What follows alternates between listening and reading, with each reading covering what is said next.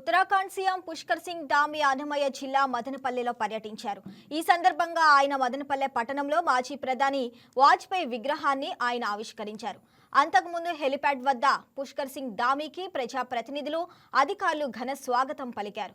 ఈ కార్యక్రమంలో బీజేపీ రాష్ట్ర అధ్యక్షుడు పీవీఎన్ మాధవ్, మంత్రి సత్యకుమార్ యాదవ్, 20 సూత్రాల అమలు committee chairman Lanka Dinakar, MLA Shahjahan Basha, జిల్లా జాయింట్ కలెక్టర్ ఆదర్శ రాజేంద్రన్, జిల్లా SP Dheeraj Kunubilli, sub collector Challa Kalyani, BJP జిల్లా అధ్యక్షుడు సాయి లోకేష్ తదితరులు పాల్గొన్నారు.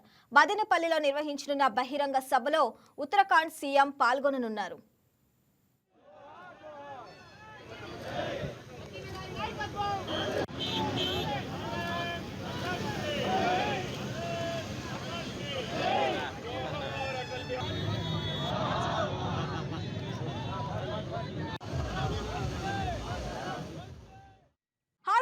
ఈ వీడియో మీకు నచ్చినట్లయితే లైక్ కొట్టి షేర్ చేసి వైకే టీవీని సబ్స్క్రైబ్ చేసుకోండి.